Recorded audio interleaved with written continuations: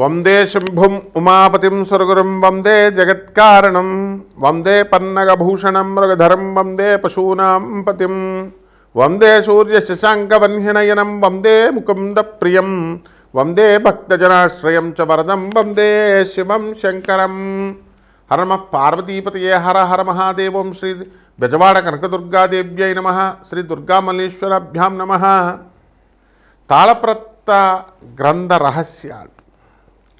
ఈ తాళపత్ర గ్రంథ రహస్యాలలో మనము అసలు ఎందుకు భూమి మీద పుట్టి మనం ఈ రాశిలోనే ఎందుకు పుట్టాం? ఒక్కొక్కళ్ళు ఒక్కొక్క రాశిలో పుడతారు కదా, 12 రాశులు. అలాగే మన పూర్వజన్మ రహస్యాలు ఏంటి? అసలు పూర్వజన్మలో ఏదైనా సాధించకుండా మిగిలిపోతే అది ఏమైనా ఇప్పుడు సాధించడానికి వచ్చామా? లేకపోతే పూర్వజన్మలో పెళ్ళిళ్ళు అయితే లవ్లు చేసుకుంటారు, అవి ఏమైనా బ్రేకప్లు అయిపోతే మళ్ళీ కంటిన్యూషన్ ఈ జన్మల్లో ఏమైనా ఉంటాయా? ఇలాంటివన్నీ కూడా మనం ఈ యొక్క వీడియోలో మనం తెలుసుకుందాం. ఇప్పుడు అగస్త్య మహర్షి అవతారాలైనటువంటి గురునాథ శర్మ గారు, అలాగే రావులపాలెం దిలీప్ సి శర్మ గారు, వీళ్ళు ఒకళ్ళ ఇంటికి తీసుకెళ్ళానండి. ఆయన పేరు వీరయ్య గారు. అయితే ఆ కుర్రాడు ఏదో గవర్నమెంట్ ఎగ్జామ్స్ కోసం రాసుకుంటూ ఉన్నాడు. వాడి డిప్రెషన్లో ఉన్నాడు ఫుల్గా. వీళ్ళు డిప్రెషన్లో ఉన్నావు నాయన, బతుకు పర్వాలేదు, బతుకు ఎలాగో అలాగో బతుకు, గవర్నమెంట్ జాబ్ రాకపోతే బతుకు అని చెప్పేసి ఏదో ధైర్యవచనాలు చెప్పారు. ధైర్యవచనాలు చెప్తే వాడు ఓకే నాకు వస్తుందండి, నాకు జాబ్ వస్తుంది, గ్యారంటీగా వస్తుందని ఇంకా డిప్రెషన్కి వెళ్ళిపోయాడు. ఆ తర్వాత చాలా పరిణామాలు జరిగినాయి అనుకోండి. అయితే ఇవన్నీ ఏమిటి దీనివల్ల అంటే పూర్వజన్మ కనెక్షన్. ఇప్పుడు ఈ వ్యక్తులు ఇద్దరు కూడా ఆ కుర్రాడు వాళ్ళ ఇంటికి వెళ్ళడం ఏమిటి, వాళ్ళతో మాట్లాడడం ఏమిటి, ఇవి కూడా పూర్వజన్మ కనెక్షన్స్. అంటే కొంతమంది వ్యక్తుల వల్ల ప్రోత్సాహం అనేటటువంటిది లభించాలి.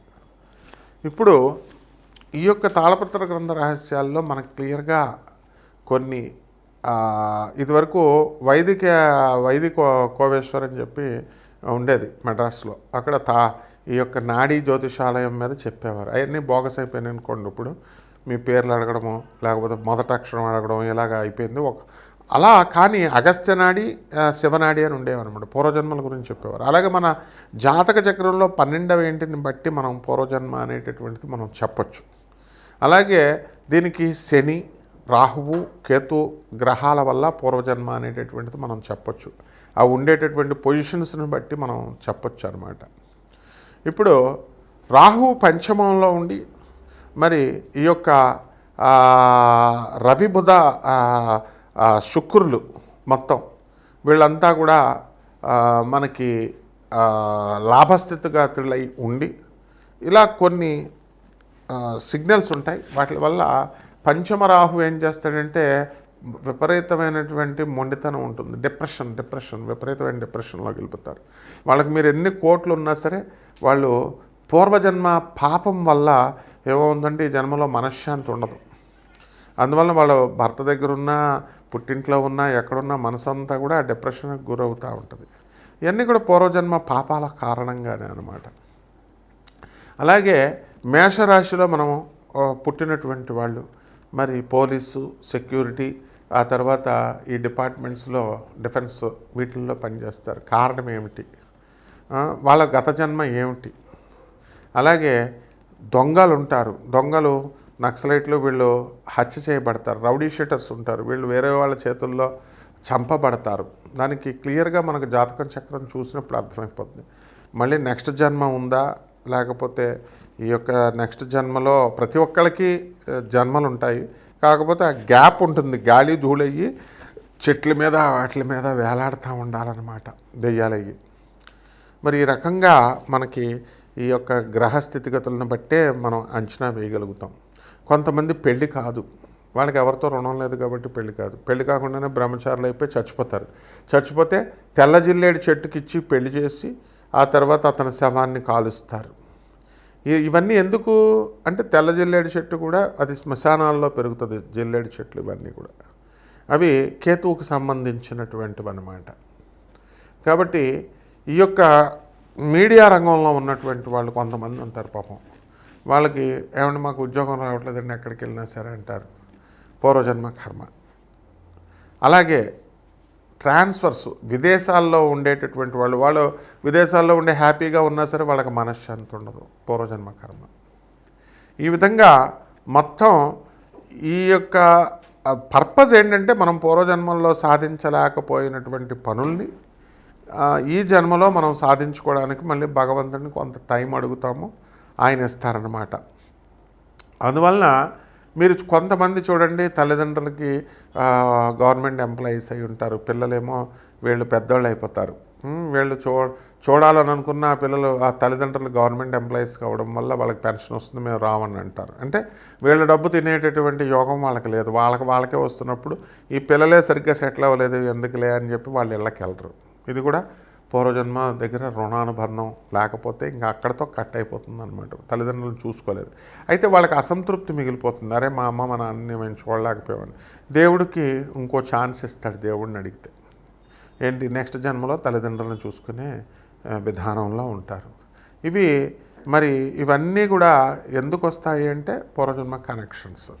ఈ రోజు అనేటటువంటిది మనం గడిపాం, ఈరోజు పని అవ్వలేదు అనుకోండి, రేపు చేద్దాంలే అంటాం, రేపు ట్రై చేస్తాం, రేపు అవ్వకపోతే ఎల్లుండి ట్రై చేస్తాం. ఒక సినిమా మ్యూజిక్ డైరెక్టర్గా అవ్వాలనుకునేటటువంటి వాడు 60 సంవత్సరాల నుంచి ట్రై చేస్తూనే ఉంటాడు, ముసలోడు అయిపోతాడు, అయినా సరే సినిమా తీయాలి, ఏమైనా మ్యూజిక్ డైరెక్ట్ చేయాలి అని చెప్పేసి అలా ప్రయత్నిస్తాడు. అలా చాలామంది సినిమా వాళ్ళు అవ్వనియండి, ఒక ఐఏఎస్ ఆఫీసర్ అవ్వాలనుకునేటటువంటి వాడు తెగ ప్రయత్నిస్తూ ఉంటాడు, ఒక 10 సార్లు రాస్తాడు అనుకుందాం, అయినా సరే రాలేదు. 10 సార్లు రిజర్వేషన్లు ఉంటే రాయొచ్చులే, వికలాంగులు అవి ఇవి ఉండి మరి ఎన్నిసార్లు పోనీ 4-5 సార్లు ట్రై చేస్తారు, చేసి అవ్వకపోతే వాళ్ళు ఏం చేస్తారు, నెక్స్ట్ జన్మలో అవుతారు, ఆ వాసనలతో పుడతారనమాట. అయితే ఏ రాశి వాళ్ళు ఎలా గుర్తించాలి, మనం ఎందుకు పుట్టాము అనేటటువంటిది ద్వాదశ రాశుల వారికి ఈ 2026 సంవత్సరంలో మనం ఎలా తెలుసుకోగలుగుతాము అనేటటువంటిది నేను విడదీసి మీకు ఈ వీడియోలో ఒక్కొక్క రాశి వారికి చూద్దాం. వృశ్చిక రాశి. ఈ వృశ్చిక రాశి వారికి అందరికీ కూడా అర్ధాష్టమ రాహువు, పంచమ శని గ్రహాలు ఇవన్నీ కూడా జరుగుతున్నాయి. అష్టమ గురుగ్రహ ప్రభావం ఉంది. మీ వల్ల చనిపోయినటువంటి వాళ్ళు పరోక్షంగా కానీ ప్రత్యక్షంగా కానీ వాళ్ళ ఆత్మలు మీ మీద తిరుగుతూ మీకు కొంచెం ఇబ్బంది పెడుతూ ఉంటాయి. అండ్ ఏవేవో ఊహల్లోకి విహరింపజేస్తూ ఉంటాయి. గత జన్మల్లో చంపేసింది, ఏమంటే మేము ఈ జన్మలో ఎవరిని చంపేలేదండి అంటే, గత జన్మలో నాయన ఈ జన్మలో చంపేస్తే కటకటాల్లో ఉంటారు. కాబట్టి ఈ గత జన్మల్లో వాళ్ళకి మీకు బంధం ఉండడం వల్ల మీరు ఏదో సలహా మంచి చేయాలని సలహా ఇస్తారు, వాడు వెళ్ళి సూసైడ్ చేసుకొని చచ్చిపోతాడు. ఈ జన్మలో మీరు పోలీసుల ప్రాబ్లం నుంచి మీరు సేవ్ కాబడినా వాడి దెయ్యాలవి మాత్రం ప్రేతాత్మలై మిమ్మల్ని పట్టుకోవడం అనేటటువంటివి జరుగుతాయి. చాలామంది జీవితాల్లో జరుగుతాయండి. మేకల్ని కోళ్ళని కోసేస్తున్నారు, అవి కూడా ఆత్మలే. కాబట్టి ఈ రకంగా ఈ వృశ్చిక రాశి వాళ్ళందరూ కూడా ఆదాయాలు లాస్ట్ ఇయర్తో పోల్చుకుంటే బ్రహ్మాండంగా పెరిగినాయి. క్లియర్ కట్గా చెప్పొచ్చండి, వృశ్చిక రాశి వాళ్ళకి లాస్ట్ ఇయర్ నుంచి ఈ సంవత్సరం వరకు మీరు చూసుకోండి, మీ పాత స్నేహితుల్ని మీరు వదిలేశారా లేదా, కొత్త వాళ్ళు చెత్త వెధవలతో మీరు తిరుగుతున్నారా లేదా, ఈ ఒక్క పాయింట్ చూసుకోండి, నాకు కామెంట్ చేయండి కావాల్స్తే. అలాగే మీరు మంచి చెప్పేటటువంటి వాళ్ళకు దూరంగా జరిగిపోయి మీరు చెడు చెప్పేటటువంటి వాళ్ళకి బాగా ఆకర్షితులైపోయి మొత్తం మీ కుటుంబ సభ్యులను కూడా కొంతమంది ఇందులో వీళ్ళు దూరంగా వెళ్ళడము, వాళ్ళతో చెడ్డవాళ్ళతో తిరగడం అనేటటువంటివి చేస్తారు. ఆదాయాల దగ్గరికి వచ్చేసరికి ఆదాయాలు బ్రహ్మాండంగా పెరిగిపోతాయి. అండ్ ఈ యొక్క ఖర్చులు కూడా బ్రహ్మాండంగా ఖర్చు అవడం అనేటటువంటివి జరుగుతాయి. ఎవడో వచ్చి నేను కలెక్టర్ కొడుకుని, మీ కూతురు నాకు పరిచయం చేయండి, మీ కూతుర్ని మేమిద్దరం క్లాస్మేట్స్ అంటే నమ్మేసి అంత చక్కగా వాళ్ళని అందరినీ కూడా వాళ్ళకి రిసార్ట్స్ ఉన్నాయి, వాళ్ళకి ఇవి ఉన్నాయని ఎవరన్నా పెళ్ళిడికి వచ్చిన కూతుర్ని పంపిస్తారండి. ఇలా కూడా అంత ఫూలిష్గా కూడా ఈ వృశ్చిక రాశి వారు బిహేవ్ చేస్తారనమాట. ఇవన్నీ కూడా ఎగ్జాంపుల్స్ ఎందుకు చెప్తున్నామంటే, మీరు ఇవన్నీ కూడా ప్రాక్టికల్ ప్రాబ్లమ్స్, ప్రాక్టికల్గా జరిగిన లైవ్ ఎగ్జాంపుల్స్ చెప్తున్నాను పేర్లు లేకుండా. కాబట్టి ఇలాంటి సందర్భాలు మీకు వస్తాయని, పెద్ద పెద్ద మెంటల్ గాళ్ళు కూడా పరిచయం అవడానికి అవకాశాలు ఉంటాయి. కాబట్టి చాలా జాగ్రత్తగా ఉండాలి. అర్ధాష్టమ రాహు అంటే అంత భయంకరమైందనమాట. నవంబర్ 25, 2026 నవంబర్ 25, 2026 సంవత్సరం వరకు పిచ్చోళ్ళు మీకు పరిచయం అవుతూ ఉంటారు. Be careful. అండ్ డిప్రెషన్స్కి వెళ్ళిపోయినటువంటి వాళ్ళు ఉంటారు. మీరు చాలా సెన్సిటివ్ కాబట్టి మీరు ఇచ్చేటటువంటి సలహాల వల్ల వాళ్ళు గోదావరిలో దూకేయడం కానీ కాలువల్లో దూకేయడం కానీ ఇలాంటివి కూడా చేయడానికి తెగిచ్చేస్తారు. కాబట్టి కేవలం మీరు చేసేటటువంటి స్నేహాల్లో జీడిపప్పు కర్రీ ఇప్పించమని అడిగితే ఇప్పించకపోతే వాళ్ళ కాలువల్లో కూడా దూకే దూకేయడానికి అవకాశాలు ఉంటాయి కాబట్టి వెరీ సెన్సిటివ్గా ఉంటారు, చాలా జాగ్రత్తగా ఉండాలి ఈ విషయాల్లో. అలాగే పెళ్లి సంబంధాలు ముఖ్యంగా నేను 108 సంబంధాలు చూశాను, నేను 10 సంబంధాలకు వెళ్తున్నాను అంటున్నారు పెళ్లి కొడుకులు, చాలా జాగ్రత్త. మీరు అస్సలు పెళ్లి చూపులకు వెళ్ళొద్దు. ఎవరో ఒకటి చూసుకుంటే సెట్ అయిపోతేనే వెళ్ళండి. ఎందుకంటే ఆ పెళ్లి కూతుర్లు సెన్సిటివ్గా ఉండి వాళ్ళు సొసైటీలు చేసుకుంటే మీరు పెళ్లి కాదు కదా సెంట్రల్ జైలుకి వెళ్ళిపోతారు. ఇవన్నీ కూడా ఈ వృశ్చిక రాశి వారికి జరగడానికి అవకాశాలు ఉన్నాయి. చాలా జాగ్రత్తగా ఉండండి సెన్సిటివ్గా. అండ్ అత్తగారులు మామగారులు కూడా ఈ పెళ్లివారి పెద్దలందరూ కూడా ఎవరు రెచ్చిపోకండి.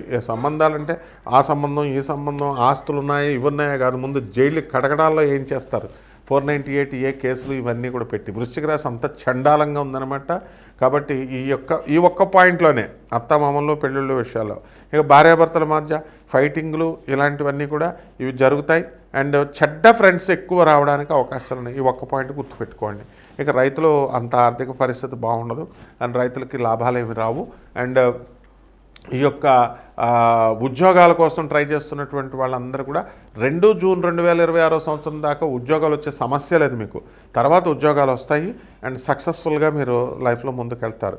ఇక పరిహారాల దగ్గరికి వచ్చేసరికి మీరు చక్కగా భువనేశ్వరి అమ్మవారి యొక్క మంత్రజపం చేసుకోవాలా, అనుష్ఠానం చేసుకోవాలా, ఆంజనేయ స్వామి వారికి సింధూరపుతో పూజ చేసుకోవడం ఇలాంటివన్నీ చేయాలి. అప్పాల నైవేద్యం చేసి చక్కగా జుబ్బు చెట్టు చుట్టూ ప్రదక్షిణాలు చేసుకుంటూ మీరు చక్కగా ముందుకు వెళ్ళాలి. బ్రహ్మాండంగా ఉంటుంది. శుభమస్తు.